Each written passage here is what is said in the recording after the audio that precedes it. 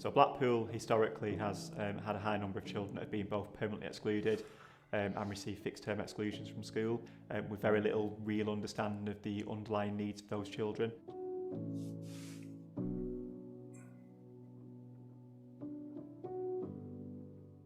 So the REACH programme was designed to understand the needs better of young people who were getting excluded. We are so passionate, our whole staff are so passionate about recognising that these children are not just badly behaved. There's always more behind that. We very quickly realised this could have a massive impact on the exclusions across school. So we've very quickly, very rapidly trained most of the teaching assistants in the same culture, and we've reduced exclusions by almost 85% across the whole of school by using this. I was always shy and I never really spoke about my ideas, but after then I started speaking more in group activities. My personality has changed because now I make friends. I play with all sorts of people. I play with everyone in my class now. Coming into school makes me feel happy and joyful. I want to go to university and college. Their attendance is going up, their academic ability has gone up as well because they're in class, on task more, and they've got that confidence to ask the questions. As a head teacher, it's an amazing feeling because that's what you want. You want the children in school, you want them to be learning, and it's not just the learning, they're also more settled, they feel safe, they feel loved basically, which is what we want for the children in the primary school. My advice would be to other teachers who are dealing with children with high exclusions is that we've got to think about the child. What can we put in place? Because that child's life matters. It's up to us to make that difference.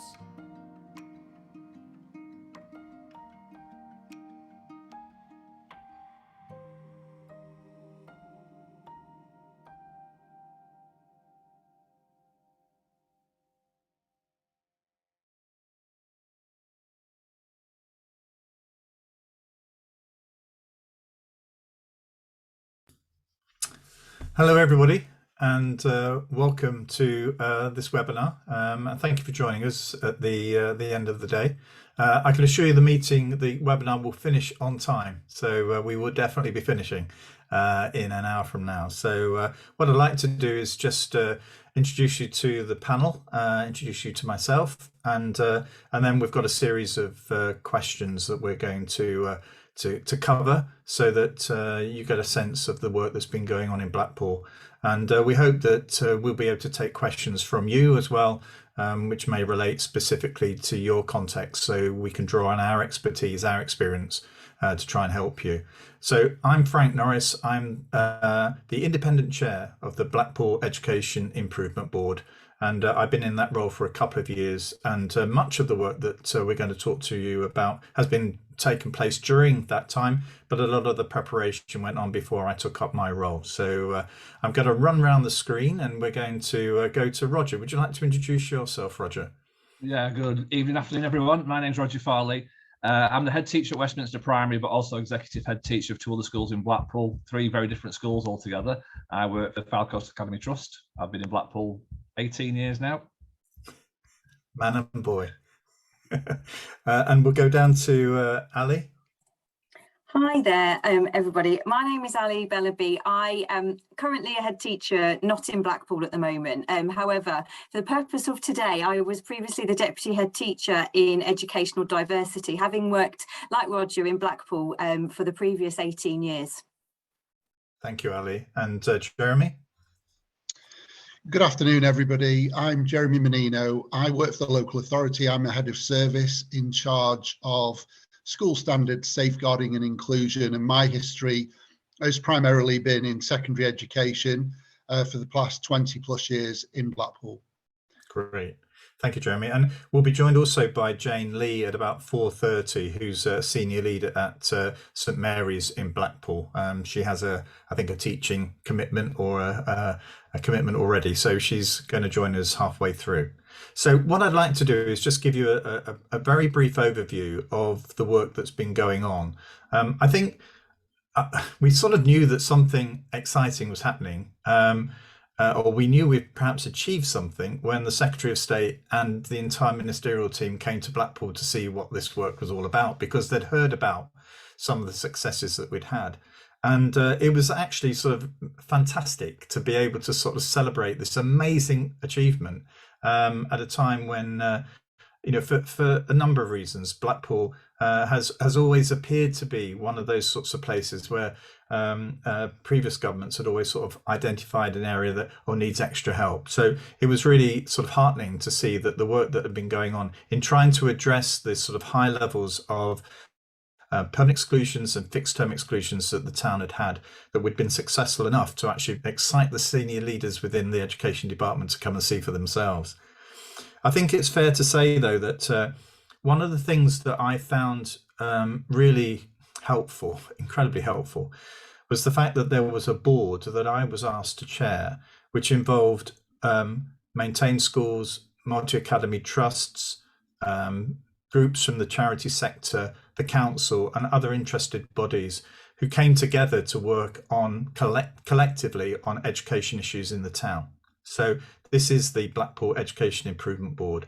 And really the fact that there's such an open and honest approach to discussions around that is, I think, central. We mustn't sort of ignore that, because the relationships are right and they've not always been right. It's fair to say that at times, probably prior to me taking on the role, that there have been tension and differences, and it's not been easy to work our way through those. But I'm pleased to say that they're very rare, and if those sorts of things happen now, there's a very honest approach to that. So I want to emphasise the relationships need to be right in order to achieve much of this. But it's fair to say that Blackpool, I think, had one of the highest rates of permanent exclusions and fixed term exclusions in the country per 1,000 pupils, and actually to address that was a significant challenge. But I think actually the work of a commitment from all the schools and all the bodies involved was about trying to come to a position whereby we saw exclusion as a bit of a failure, that not just in failure of the child or the family, but more of a failure of the system. And we needed to do more to ensure that if there were issues where a child needed to be excluded, it really was at the point whereby we'd tried everything. We literally had tried everything. But it was accepting that we were not setting out to eradicate forever exclusions. I think it's important to say that, particularly at the moment, as there are, this is quite a topic, a national topic for discussion. And we do still have, sadly, exclusions in Blackpool, but the number has been reduced dramatically. So there was a 75% reduction in permanent exclusions in 2019-20, and actually the number of fixed term exclusions has fallen by 53% during that period. And actually, I think a lot of this is down to the fact that there's been a lot of work that's been undertaken to try and support the provision that's at the home school. So where the child is, and colleagues here will talk to you about what that feels like and what that looks like. I think it'd be also, before I finish, just important to say that we've been fortunate to have an opportunity area in Blackpool, and that's given us additional impetus and also some additional funding. But also the REACH programme, through which Right to Succeed have been supporting this work, that's been funded through the National Lottery Community Fund. And I think that's also worth pointing out. If you're trying to replicate this somewhere else, that you need to understand fully, how we've been able to make this work. That doesn't prevent you from doing it, but it's important for you to understand that. So I think what we'll do is, if it's okay, we'll perhaps move to Ali, if you don't mind, Ali. Can you sort of give us a sense of those sort of challenges around the pupil referral unit and the schools, and the reasons why we have those high rates, and how perhaps you've managed to address those? Yeah, absolutely. Thanks, Frank. I think I forgot to mention, whilst I was the deputy in Education Diversity, the PRU, I also was program manager for the REACH programme, working across 8 schools and helping to bring that communication, I guess, and understanding from a broad stroke picture. And I think that probably helps me answer the question that you've asked now. So you mentioned the exclusion rate was high, so that meant from the PRU perspective, our numbers were high, they were rising. Operationally, that had an impact, of course, on the student sizes of our class sizes, etc. But when we think about the schools were actually struggling to identify what was going on behind those behavioural presentations, and they were struggling, therefore, to meet the needs behind them as well. So those were two big factors we knew were there, and that's I guess what prompted us to think about doing some work with the REACH programme, with Right to Succeed, etc. So the REACH programme gave us an opportunity to unpick that in much more detail. So we did, and that was absolutely brilliant. The schools started on a very small scale, looking at small groups of children. But what was fascinating, I had that oversight across all of the schools and the PRU, and no, not surprisingly, guess what? Themes became apparent, didn't they? And the key themes then, therefore, that we saw were we had from a special educational needs perspective, very specifically, there were needs around speech, language and communication difficulties. Now that was a significant issue town-wide. We were becoming aware, more broadly outside of REACH, the local authority were becoming aware of that fact. But what added to that was the fact that staff in schools didn't have the knowledge or the skills yet to be able to identify and meet those needs in a mainstream context. So therefore, that was influencing and impacting on behaviour presentation because children were struggling to communicate or make sense of language. We also found a pattern in terms of adverse childhood experiences. There were huge patterns there across the board. The children, the vulnerable learners who were identified, who were having already experiencing fixed term exclusions, when we were unpicking that, there was a clear knowledge of adverse childhood experiences, ACEs, around the child, but also around the family as well. Schools were becoming very aware of this. They were starting to learn about it, but again, they didn't know what to do with that. How could they influence and change and bring about positive outcomes just by knowing that? So there was something that we needed to do with that. And then lastly, the last theme that really became apparent was around how schools were using the data that they hold on children.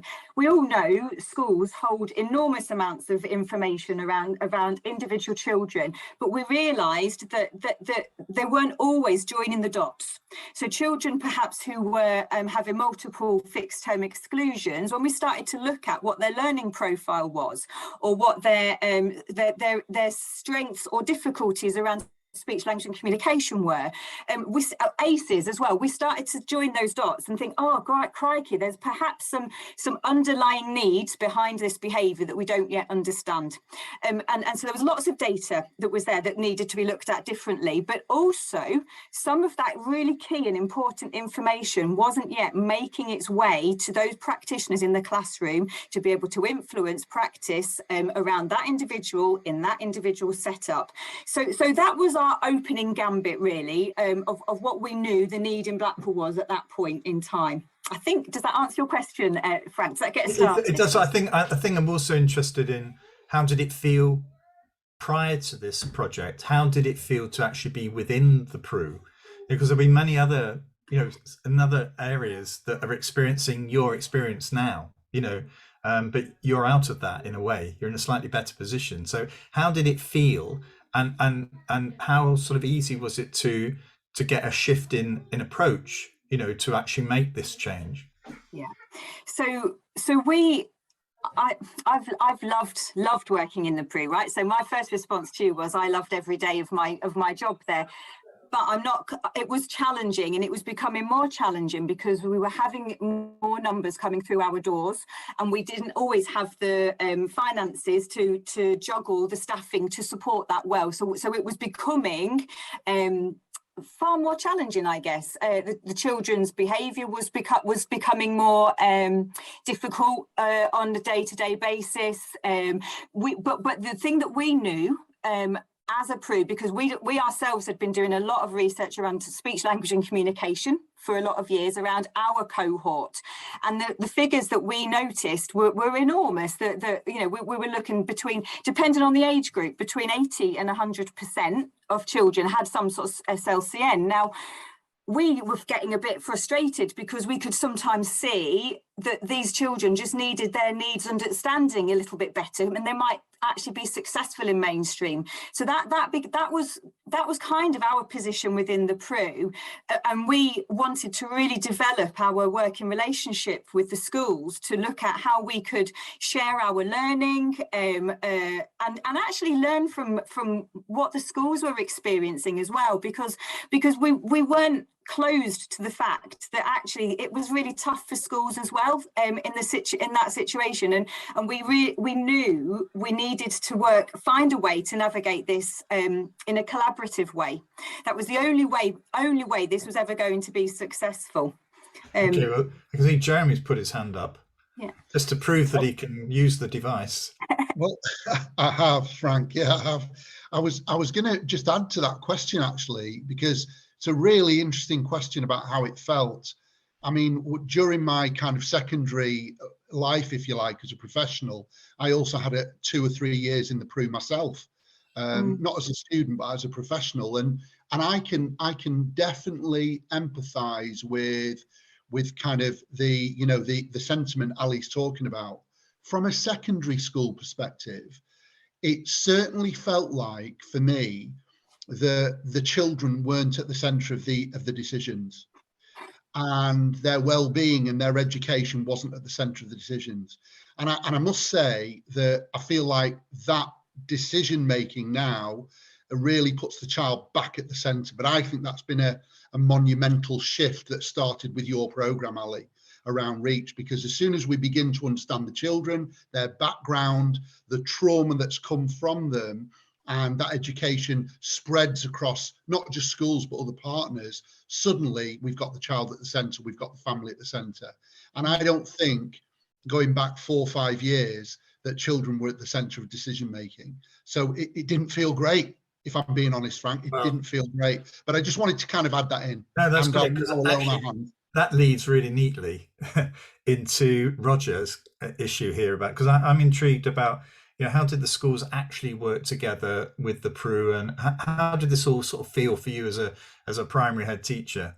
Yeah, so I've not just been a primary head, I've worked across in a through school at Unity as well, so I've worked in secondary. Of course, yeah. I haven't, unlike Jeremy, I haven't been to a PRU as a teacher or a child, although perhaps I might have been close when I was younger. To be honest, Frank, if we go back maybe 10, 15 years, back to when I kind of started my career, I think the PRU was seen as providing a service to get the naughty children out of school so we could teach. And that's the way it was seen. And the tension is always there, isn't it? That what are schools measured on? Schools are measured on their Ofsted results, whether it be, the SATs results or the GCSE results. And that's what Ofsted are looking at. So if you can get the naughty children out of the school, into the PRU, we can get on with teaching and learning. And that, I think, is kind of in a nutshell what it used to feel like and what it used to look like. And that was kind of the reason of getting the children out. There was no real thought put behind why these children were behaving the way they were. You got the odd pocket of schools that would think about that, but on the whole, I think it was kind of the PRU's there, get them out, get them sorted. From a primary point of view, we had a provision called a SURF, where the children would go on a 6, 12, 18-week placement to fix their behaviours, and then they would come back fixed. Well, clearly that didn't really happen, did it? So they'd come back on a Wednesday to keep in touch with the host school, and that got known, Ali, I think it was Wacky Wednesday, wasn't it? So it would give the chance for the PRUs, for the SURFs to get their minds around things. The children would come back into school with virtually no support whatsoever. You can imagine it was a huge success. It clearly wasn't, was it? Right. Ali alluded to some of the problems that we're facing the PRUs and the schools in Blackpool. What wasn't mentioned was the financial impact. I've been on schools forum for 6 or 7 years now. I actually chair it now. And there's a massive overhead in the high needs funding.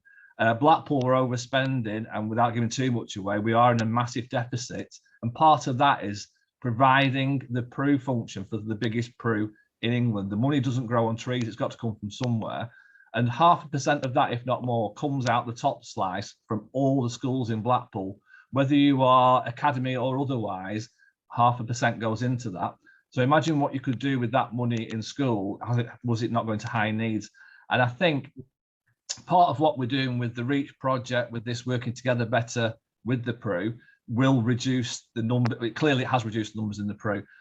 What I think was the realization was by a number of schools that actually it was that cards on the table moment with the CEOs, with head teachers and the Peru Ed Diversity. I think when we had that honest conversation with everybody of where we were and who was actually responsible, accountable for these children in Blackpool, I think it was that honesty, like you mentioned before, Frank, that honesty, this is where we are. This can't continue. We cannot continue like we are.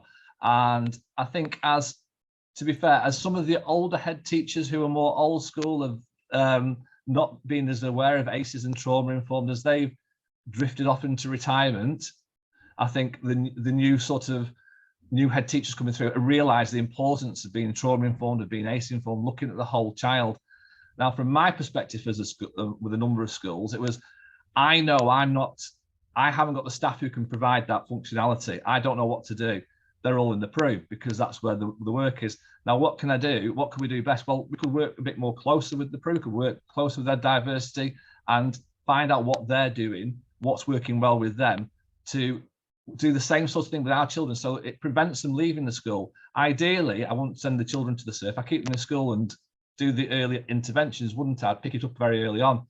But my teachers don't have the training. If you look at the initial teacher training from years ago, it was hardly mentioned at all, behaviour or SEMH, and we've kind of picked it up as we went along.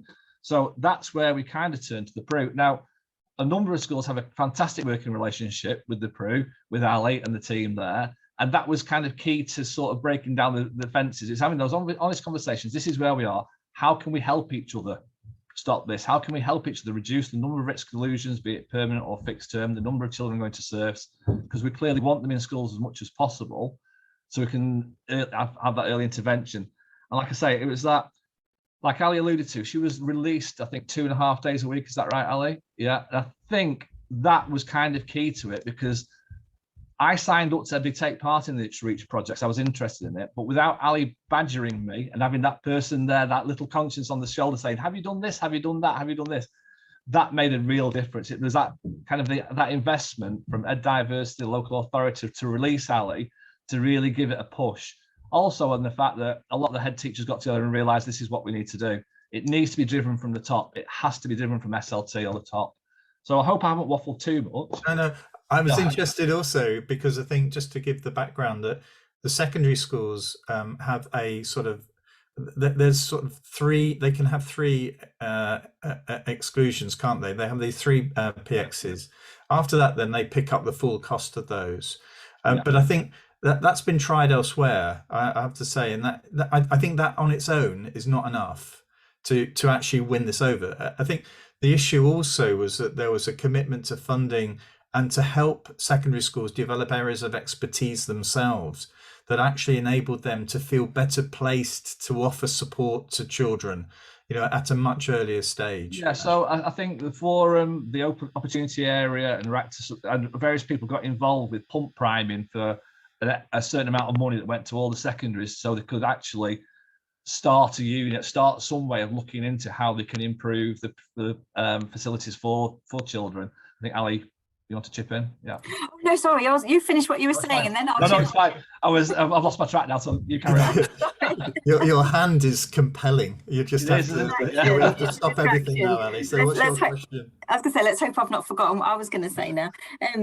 I think what I wanted to add, if it's okay, Roger, to what you were saying, the work we had been doing in the Peru, we'd actually been working with Right to Succeed for a number of years, and looking at evidence-based practice, actually, and it was through that work really that the opportunity came about, as we understood what the context in Blackpool was outside the Peru, beyond, so we could start to reach outside of that. And I think it was that approach that really helped. And so what Roger said of me pecking at his head, I hope it wasn't too much of a head peck, but it was actually about using this coaching model, so building up that capacity. And of course, it wasn't just working with head teachers like yourself, Roger, it was working with other senior leaders, wasn't it? Emerging middle leaders, and actually classroom practitioners as well, all people who on the ground are people who will make the difference. but making sure that those emerging leaders and emerging middle leaders are hearing and experiencing this evidence-based way of working, so that will start to influence practice as they progress in their careers. And you can start to feel already the potential for systemic changes to happen here, which you know, is what we started to see towards the end of the programme, which was exciting. Like I say, it's that ability of yourself to work across all those colleagues, from practitioners on the ground through to senior leaders, and do the sell. And this is what's working, this is what worked. And it was very much evidence-based all the way through, looking at what would work. That was kind of key to it, wasn't it, working all the way through? Yeah, it was. And also finding your own evidence as well. What works for your children in your context based on the information you know about them, and with the resources that you've got available, actually, you know, so yeah. Hello, Jane. Hi. Hello, yes. hello. Hi. Yeah, thanks Hi, for Jeremy. joining. You've got your hand up, Jeremy. You want to join? Yeah, go on, Jeremy. You've got a question for us. I was just going to kind of add some context as well, Frank, because you mentioned about kind of the rule we had in Blackpool, the kind of collective agreement we had around 3 permanent exclusions per school, and I just wanted to kind of, because that sounds like very much of a stick. Well, the carrot was quite a significant amount of capital investment in each of those secondary schools. So, as you were hearing about how the PRU really was kind of taking quite a lot of capital investment away from the secondary schools and other schools actually through the high needs budget, we collectively agreed actually we need to think differently and use that capital investment slightly differently. And so that was the, if you like, that was the carrot for our secondary schools particularly, who were the main ones really who were carrying out the permanent exclusions, to say, look, we'll give you the finance along with everything you just talked about there, Ali and Roger, around the expertise and wanting to make it right for each individual setting. We'll give you the finance, we'll give you the support, and let's see what we can do about that. And I think that was a kind of a real turning point in us beginning to really drive those exclusions down. Of course, last couple of years, we know about COVID and such like, but we're still seeing those sustained numbers of really, really low permanent and fixed term exclusions, which presents us all in Blackpool with an amazing opportunity moving forward to really cement this work. I want to bring Jane in, if I may, at this point. Jane, thanks for joining us. We've heard quite a bit here about sort of trauma-informed work and the professional development side of this that's required for teachers. I don't know if you can give us a little bit of an insight into how that's played out in the town and how that's played out at your place as well. Yeah, so we've created some training. We've called it tiered training, tier 1, 2 and 3. Tier 1 training is for all staff in an organisation, front of house, canteen, teaching staff, non-teaching staff, around what the lived experience is for a young person who has or is living through trauma, so that they have an understanding of the young people that are coming into our organisations every single day with what you call an invisible rucksack of emotions that we don't really know and can't really see, and how that might be affecting their ability to communicate with us in a way that we would expect, for example. So, and it's also getting staff to understand that a lot of our children, because of their experiences, are in a heightened state of fight, flight response that even before anything has happened. So they're not starting from where other children might start from on a day-to-day basis, and having that understanding. And really, that's so crucial, because what we find is that lots of exclusions, which ultimately can go to permanent exclusions, when you actually unpick those events, they usually started off from something very, very minor and insignificant, and very quickly have become something completely different. So it's having an understanding really of what's going on for that young person and what we can then do about trying to help them function in the mainstream setting more successfully. So early intervention is absolutely crucial.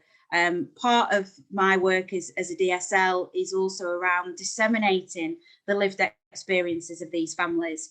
and talking to other schools who are taking part in the training and other DSLs about, education has moved on, hasn't it, in terms of professionals sharing family information from where safeguarding was, say, 10 years ago.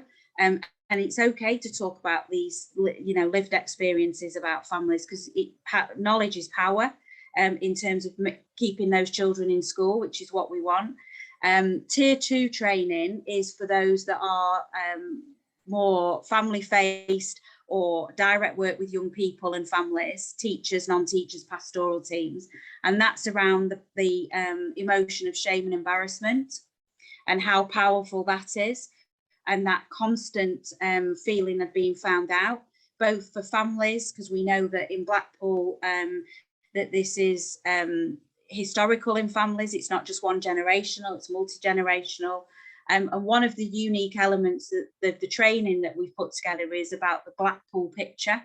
So if this was to roll out anywhere else in another town or another part of the country, I think that's so important that you talk about the lived experiences of our young people, because that's what we're dealing with every day. So the trauma has been directly related to hospital admissions, police information. So we're talking about our trauma of our children.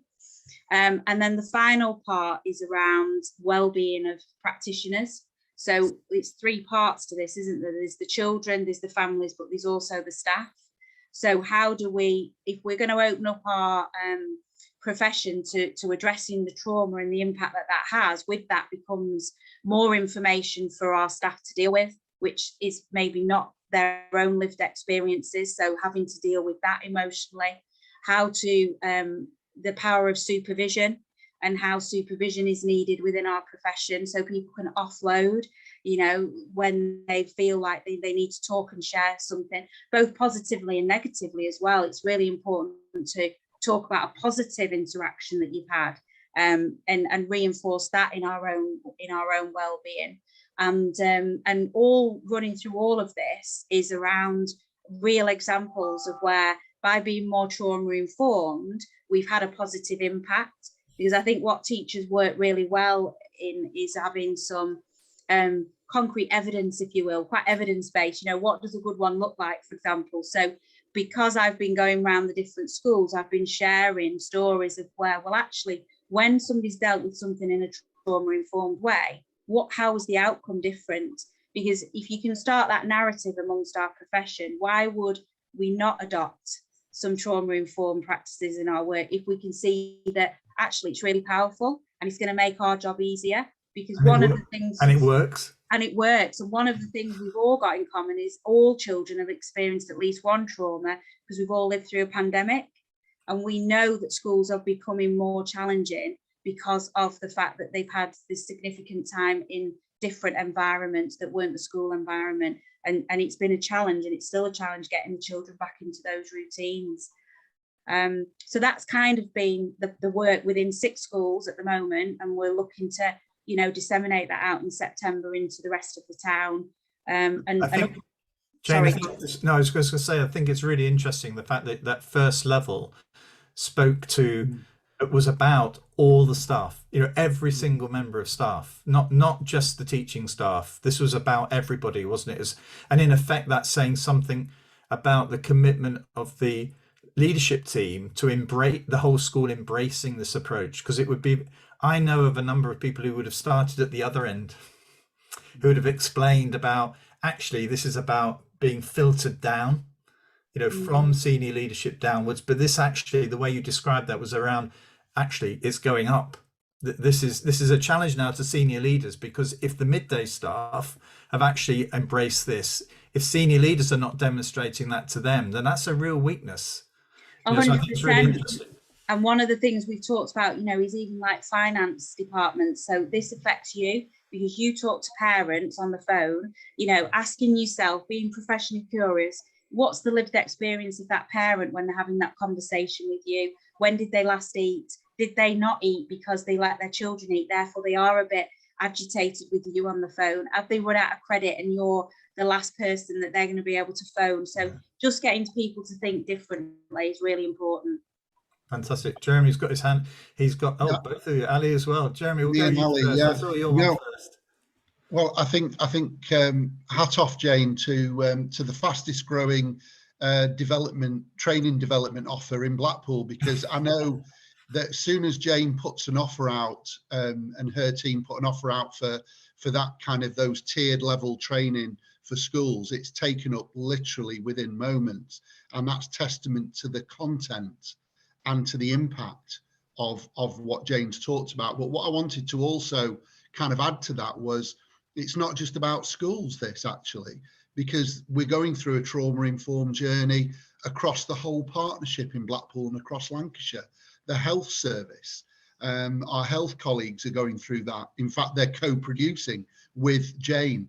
Our police colleagues are going through their own trauma-informed journey, because otherwise it doesn't work. It doesn't work if you work in silo. And that's really kind of a metaphor for everything that we're talking about today, isn't it? That this kind of collaborative approach doesn't work unless you've got everybody on board and got a very similar vision. And what better vision than putting the child and the lived experience of the child at the forefront. And the one last thing I wanted to say, I wanted just to myth bust, if I could, Frank, if you indulge me for one moment, that trauma-informed practice doesn't mean lowering your expectations of behaviour. Absolutely not. It doesn't mean that it's okay for a young person to behave in a certain way that you wouldn't expect normally. What it does do, though, it arms the professionals with an understanding of where that initial behaviour comes from. And so many times when we're armed with that as professionals, we don't escalate them, those behaviours. And it can be the most powerful de-escalation technique known. So I just wanted to kind of emphasise that. Ali, have I stolen anything you might have said? You have, but it's okay. Actually, no, it's great though, because it's great rhymes, Jeremy. The thing I just wanted to sort of highlight, I guess, again, a bit about context. I think it was very lucky, I suppose. I will say lucky, although perhaps it was a bit more orchestrated than that. In the early stages of the REACH programme, we were fortunate enough to have a chair who was in actual fact leading part of her bigger team was leading the workforce-wide trauma-informed working that you've just been describing, and as a result of that, we were able to carve out opportunities that we knew schools perhaps, I'm going to say needed, but I perhaps mean we're ready for, because I think that's also important. I think I alluded at the beginning when I spoke before to this, which was schools were starting to learn about ACEs but didn't know what to do. So schools really were crying out for support. So all of this fell really nicely together, and the opportunity of having the chair who was leading some of the work in the trauma-informed working in health services in particular, and in particular with early years, there were some real experts working within that team who were developing and refining practices, and an opportunity came about where Jane, we were able to bring Jane on board to become somebody to really champion that excellent working in the school and education context, because we all knew that was what we needed to do next. And that's the bit that was really exciting, because you're bob on right, Jeremy. It's that everybody's on the same page. It's the collaboration across all aspects of the local authority, really. And I just thought that was worth mentioning, just to sort of add a little bit of context. Okay. Jane, we'll go back to you and then we'll move on to Jeremy, because I'm conscious of the time as well. Yeah, so just to add in terms of the training, what Jeremy said about consequences. So we've been very clear when we talk to schools about, if you want to go down a trauma-informed route as an organisation, that definitely doesn't mean that you don't have consequences for young people. But what we're trying to teach organisations about is the science that sits behind a child, where they are in terms of their function, and being able to consolidate, being able to respond to, a consequence, and when's the right time to deliver that, how we go about delivering it, and that it's got to be logical for that young person. so that you don't see that acceleration of the behaviour and then ultimately exclusions, permanent exclusions. So there is definitely a conversation with schools around their behaviour policies, but what a trauma-informed policy needs to look like in terms of logical consequences for children that experience trauma. That's great. Roger? Yeah, it's that it's that consequence system, isn't it? Is what is the consequences to poor behaviour? You cannot ignore the poor behaviour. You have to address it. But it's a time and a place, isn't it? When do you address it? Like Jeremy was saying before, if your staff are all trained on minimising the conflict, basically, on how to deal with the traumatised children, there's less chance of it escalating. But for colleagues out there who are thinking, well, that's all well and good, but what do we do? Actually, in practice, what we did, we redeveloped our behaviour systems in line. We worked with diversity. I think it was Daz before he left. We brought him in. He spent 3 or 4 sessions looking at our behaviour systems and coming up with a consequence system. We did, but for every sort of level of consequence, every sort of level of behaviour, there's a number of consequences that you could address. So you could bespoke the consequences to the child. They were equally as on an equal level. So, for example, if someone was misbehaving in class a number of times, there was a specific number of consequences. And what happened was the children then could choose their consequence. It'd be staying in for a break time, staying in for dinner time, after school detention. But we always found the children then became responsible for their behaviours and what the consequence would be. And you could really make that a bespoke system, but still having the same expectations. It just works really, really well. And then you can identify with parents, with children, they've done these behaviours, these are what the consequences will be. And they were agreed with staff, they were agreed with children, they were agreed with parents as we were developing the behaviour systems. But this was working with diversity at the time due to their experience. And like I say, it's not that we're not zero tolerance by any means. We don't tolerate the poor behaviour. We just react to it differently depending on the needs of the children. Great. I'm conscious of the time here, folks, and I do want to have time because we're starting to get some questions through as well on the chat. But just so we can move it forward a little bit, Jeremy, I mean, we're in a slightly different position now in Blackpool, aren't we, in terms of inclusion? If you can pin this down to a couple of minutes or whatever, if you wouldn't mind just giving us a little bit of a picture as to where Blackpool's going with all of this. Yeah, absolutely, Frank. Thanks. I mentioned earlier, didn't I, that we're in we have a great opportunity here to not only just hold the line with the number of permanent exclusions and fixed term exclusions in keeping that our local PRU, a real manageable resource where we can be far more impactful in the work that's going on there. We've got an incredible opportunity to consolidate that work and actually go further. And so our strategy, we're co-producing a strategy. It's again, it won't surprise you to hear that it's collaborative. It's not just education.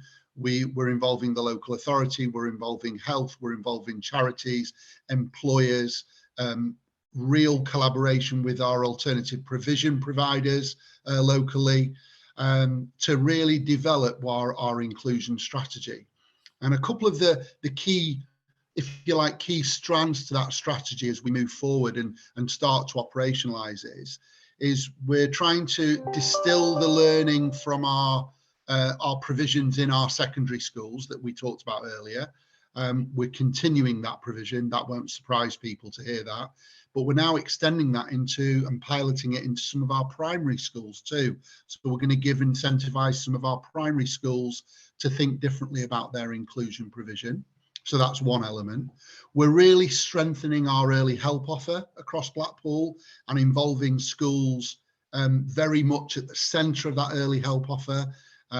So kind of hot off the press is a way of us integrating early help officers directly, co-locating them directly into schools, because we know the earlier we can support children and families, the better the outcomes for those children and families. And the less chance that they're going to enter that ladder and escalation of exclusion. You've heard from Jane about the trauma-informed journey that we're going on, and that really is kind of taking hold now, and we're extending that much further. And we're working with the PRU really closely to kind of develop bespoke respite programs for young people that have really strong reintegration parts to them. So it's not just, you heard Roger before talk about how, you know, many schools previously wanted children out. Actually, schools want children back, but they want them back with that level of understanding and that support that's going to come from the PRU to ensure that those children are going to be successful. So we're quite excited about the way forward, Frank. Yeah, it's interesting listening to this, the chat today. It makes me feel as though we should try and get rid of the word PRU, you know, because actually it certainly doesn't reflect, does it, really, what is happening in Blackpool? And that's probably the case in, you know, if you're looking at moving forward in another area, this may be an area that you know, there's some, it might be semantics, but to me, it says something about a significant shift in thinking as well.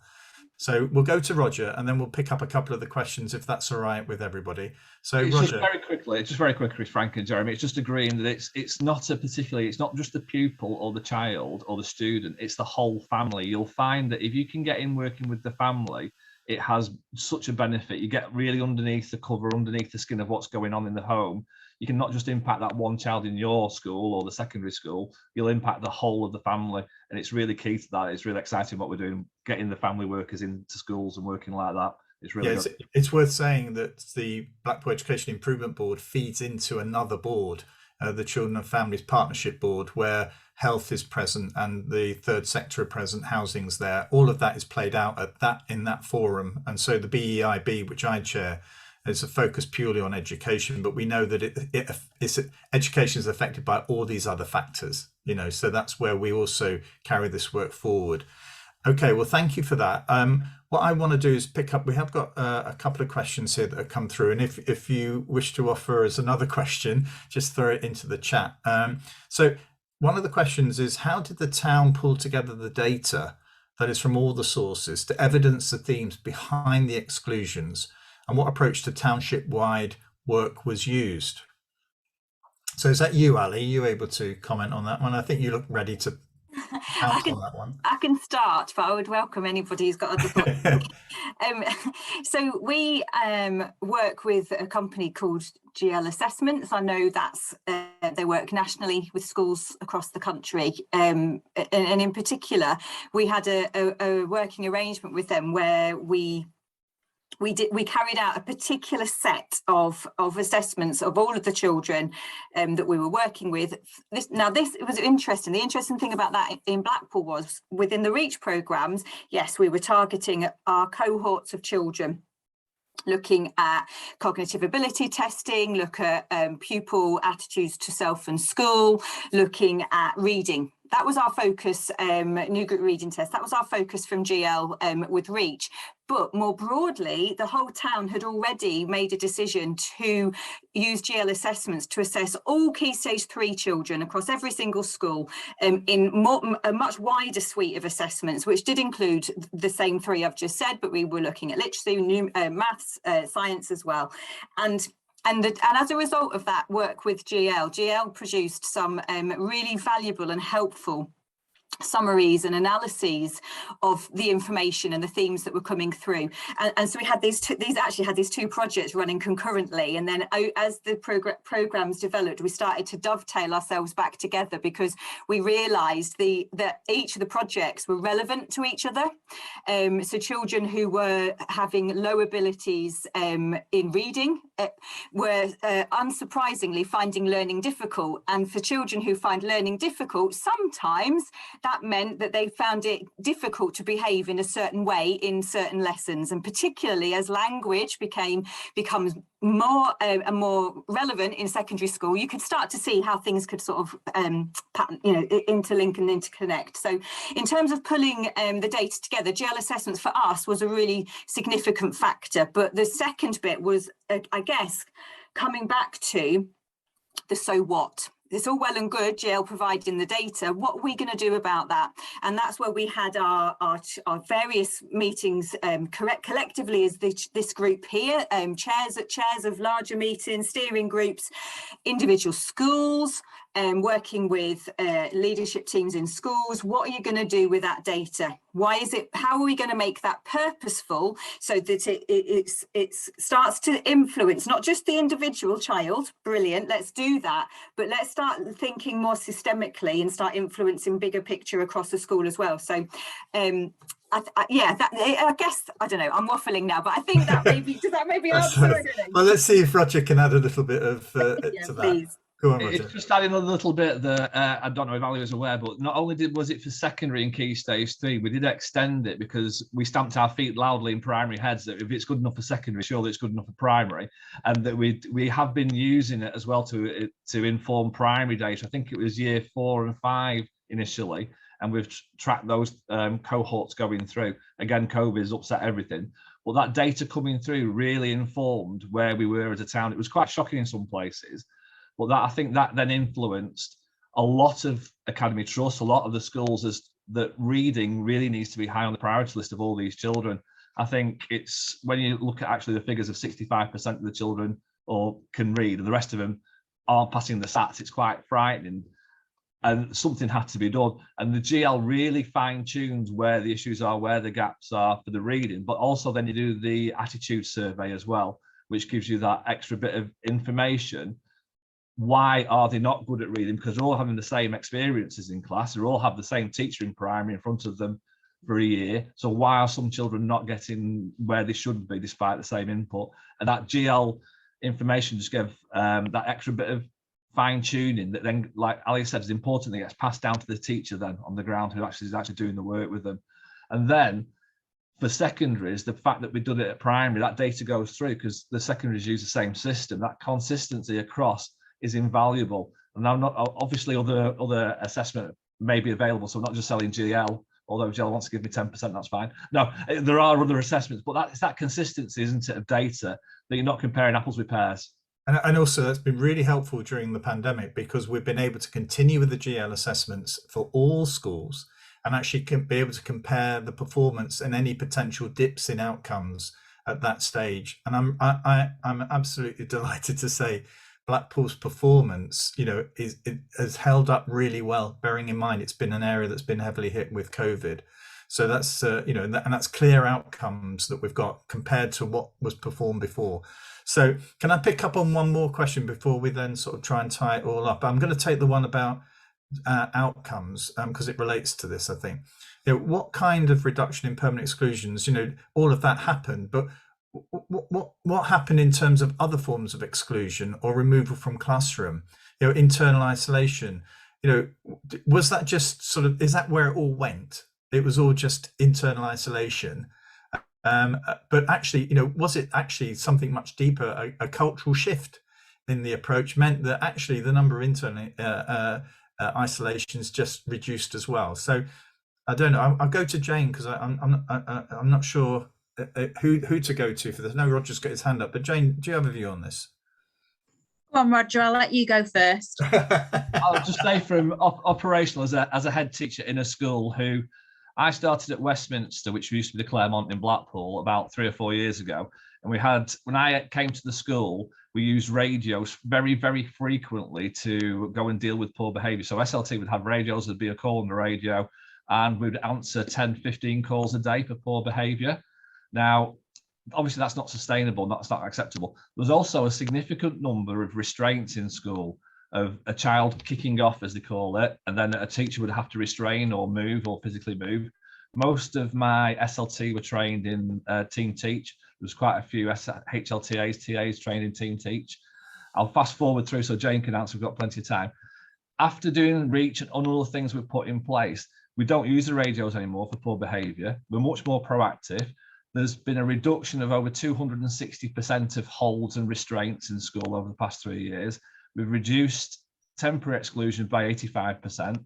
We do have something in place, like you say, Frank, for internal exclusions, but it's only on very rare occasions that we have to use it because we're much more proactive. We're much better as a staff at reducing the conflict, and we're much more able to identify the children who just need that extra support before they get into a trauma.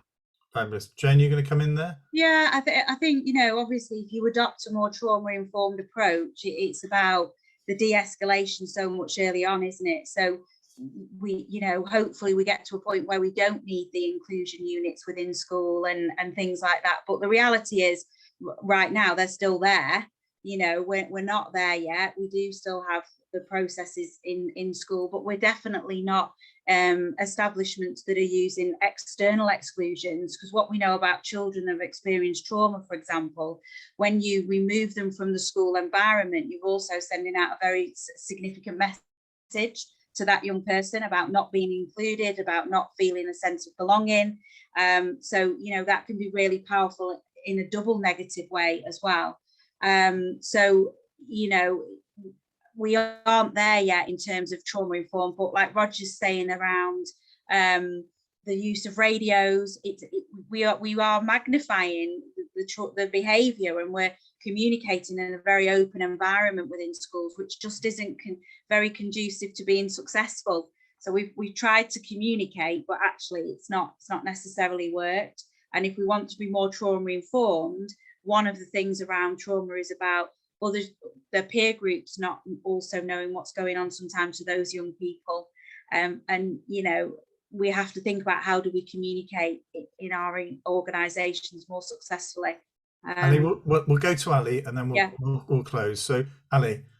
So super quickly, that message, the change, the shift, the reduction in those kind of exclusions, significant incidents, that's a pattern that was across all of the 9 schools, the 8 schools and the PRU together. So that's really important. But I think it's also worth noting that the children's feelings about school improved as well, and that was measured through that PASS assessment as an example, and I think that's really significant as well, and that does sort of bring all of the things together. And I know you're trying to wrap up, so I'm going to zip it at that point. For 5 for a tight finish. So can I just thank you, Kath? Are you going to come in here now, Kath Murray?